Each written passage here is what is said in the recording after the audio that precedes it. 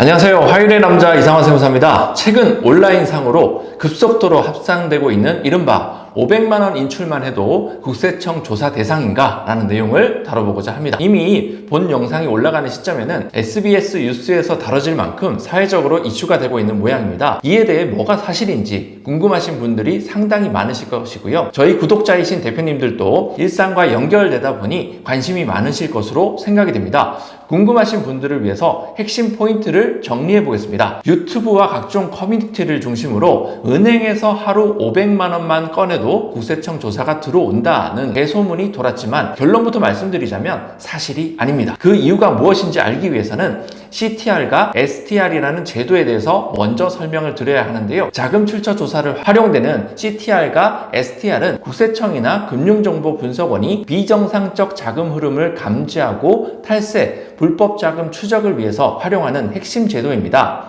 이 중에서 CTR은 고액 현금 거래 보고 제도를 의미하는데요. 1천만 원 이상 현금 거래 시에 금융회사가 금융정보분석원에 보고를 하도록 하는 시스템이다 라고 이해하시면 되겠습니다. 이 제도는 일시 또는 일정 기간 내에 현금 1천만 원 이상 입출금 거래를 보고 대상으로 하고 있는데요. 2006년도에 이 제도가 처음 도입될 당시에는 그 기준 금액이 5천만 원 이상이었고요. 단계적으로 기준 금액을 낮췄는데 2019년 7월부터 1천만 원 이상의 현금 거래로 하향된 이후에 다시 1천만 원 밑으로 하락한 적이 없습니다. 다음으로 STR, 즉 의심거래 보고는 금융회사가 고객의 거래 중에서 자금 세탁, 탈세, 범죄 자금일 가능성이 있다라고 의심이 되는 거래가 있는 경우에는 금융정보분석원에 즉시 보고해야 하는 제도입니다. 보고 주체는 금융회사, 보험사, 증권사 등이 있으며 의심스러운 자금의 흐름이 있는 거래에 대해서 의심 사유를 인지한 즉시 지체 없이 보고를 해야 한다라고 되어 있습니다. 이 대상에는 법인과 내국인, 외국인이 모두 포함되고요. 보고 대상이 되는 기준 금액이라는 게 따로 없기 때문에 1천만 원을 기준으로 하는 CTR보다 그 범위가 넓다라고 할 수가 있겠습니다. 즉 의심거래 보고 STR은 500만 원이 되었던 1천만 원이었던 그 규모가 그렇게 중요하지 않는 것이고요. 이는 STR이 처음 도입되었을 때부터 지금까지 변동이 없었습니다. 그러니 현재 양상 중인 하루 500만 원 세무조사라는 정보는 허위 정보에 해당하게 됩니다. 하지만 아니땐 굴뚝에 연기가 날까라는 속담처럼 이러한 괴담이 나오기 시작한 배경에는 앞으로 세무조사가 많이 시작되지 않겠는가라는 시대적인 현상이 반영된 것으로 예측이 되겠죠. 이러한 예측의 근거는 올해 3월 14일에 개정된 국세기본법이 한 몫을 한 것으로 보입니다. 바로 세무공무원 포상금 지급 근거가 법률에 새롭게 들어오게 된 것인데요. 해당 개정 내용을 살펴보겠습니다. 국세기본법 제84조의 3 제1항에 따르면 포상금 지급 대상을 국세의 부가, 징수, 송무에서 특별한 공로가 인정되는 세무공무원이다라고 명시가 되어 있습니다. 시행령 65조의 5에서는 공로에 해당하는 사례를 몇 가지를 열거해 놓고 있는데요. 고액 체납자의 은닉재산을 발견한다라거나 위법 부당하게 환급받거나 공제받은 세액을 확인하는 경우에, 그리고 국세 관련 소송에서 국가 승소 판결을 받아내는 경우 등이 있습니다. 그간 공무원에게 최대 20만 원 내외의 훈령 기반 장려금만 지급되었는데요. 이번 개정으로 연간 최대 2천만 원까지 지급되는 국세공무원 포상금 규정이 명문 규정으로 들어오게 된 것이죠. 최근 악의적 탈세와 체납수법의 진흥화, 잠복수색 등의 고강도 현장 대응이 필요한 정황이 증가하면서 현장 세무공무원에 대한 동기부여의 장치로 이 포상금 제도를 도입했다라는 것이 정부의 입장입니다. 이런 시대적 흐름이 맞물려서 500만 원 괴담이 나오게 된 것으로 뉴스에서도 얘기를 하는데요. 그렇다고 하기에는 괴담을 만들어내는 형태와 이를 무분별하게 카피해서 영상을 생성해내는 유튜버들에게도 문제가 있어 보이긴 합니다. 이렇게 다양한 플랫폼을 통해서 정보들이 넘쳐나는 시대에 무엇이 올바르고 정직한 정보인지 구분해내는 것도 매우 중요하다고 하겠습니다. 간혹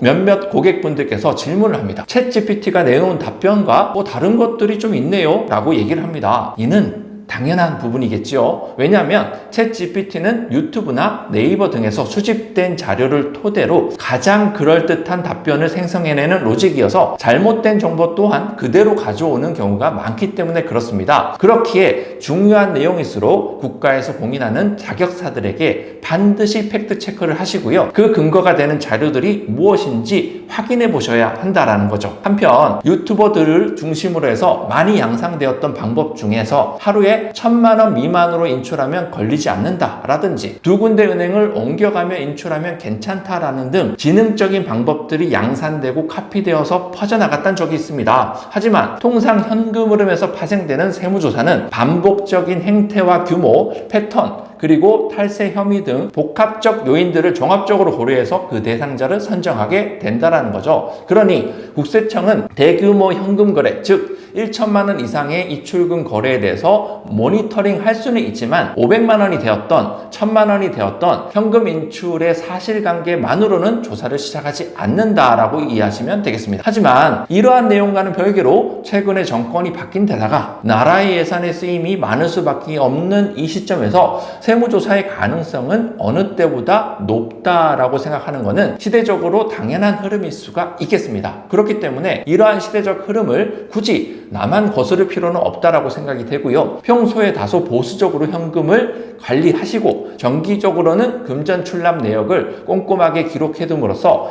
향후 있을지 모르는 자금 출처 조사를 대응할 준비도 해놓은 게 좋다라고 보여집니다. 사업자라면 그 사업과 관련한 입출금 내역의 목적과 관련 증빙을 철저히 관리해 두어야 괜한 오해나 추징 가능성을 줄일 수 있겠죠. 그럼에도 여전히 많은 분들이 불안해하실 것 같아서 의심거래로 보고될 수 있는 사례들을 몇 가지 드려보겠습니다. 정기적 소득이나 직업이 없는 사람이 은행에 수백만 원 내지 수천만 원의 현금을 반복적으로 입금하는 경우와 현금 입금 직후에 다른 계좌로 분산해서 송금하는 경우까지 합쳐지면은 이는 의심거래로 보고 대상이 선정될 가능성이 높다라고 할 수 있겠죠. 매출 규모가 크지 않는 중소기업이 수억 원 규모의 자금을 특정 시점에 임원에게 개인 계좌로 송금하는 경우에도 의심거래로 보고될 수가 있습니다. 자금 흐름에 대한 증빙이나 관련 계약이 없었다라면 탈세나 횡령 또는 비자금 조성 의심이 충분히 가능하다라는 부분이겠죠. 한 개인이 하루에도 수차례 1천만 원 상당의 외화를 환전하고 환전 직후에 다른 사람의 명의로 계좌로 송금을 하였지만은 외환거래 목적이 불명확한 경우에도 의심거래로 보고되어서 문제가 될 수 있는 케이스에 해당하겠습니다. 한 계좌에서 여러 명이 출금을 하거나 본인 계좌를 타인에게 빌려주는 행위 또한 범죄 조직의 자금 세산일 가능성을 들어서 경찰과 검찰에 통보될 수 있는 케이스가 되겠습니다. 자, 오늘 시간에는 이렇게 500만 원 인출 시 세무조사라는 소문의 진실을 파헤쳐보고 뜨거운 감자로 떠오른 현금 인출 거래에 대해서 어떻게 대응해야 하는지에 대해서 얘기를 나눠봤는데요. 현재의 국가 재정 상황과 더불어서 국세청 AI 탈세 적발 시스템이 본격적으로 가동되기 시작한 현실에 비추어 보면요. 개인과 법인을 가리지 않고 세무조사와 자금 출처 조사 광범위하게 이루어질 수 있다는 것이 그렇게 무리한 예측이라고 생각되지는 않습니다. 이러한 시대적인 흐름을 받아들이시고요. 그에 맞춰서 적법하면서도 효과적인 방법을 찾아내는 것이 절세를 위한 가장 현명한 의사결정이라 할 수 있겠습니다. 다만 무분별하게 퍼져있는 정보의 홍수 속에서 올바른 정보를 선별해내는 것이 무엇보다 중요하기 때문에 필요하시다라면 전문가의 조력을 받아서 대표님 앞에 펼쳐진 정보들을 걸러내고 선택하는 과정을 소홀하게 하시면 안 되겠다라는 부분도 강조를 드립니다. 오늘 준비한 영상을 여기까지고요. 구독과 좋아요는 영상 제작에 큰 힘이 됩니다. 이상화 세무사였습니다.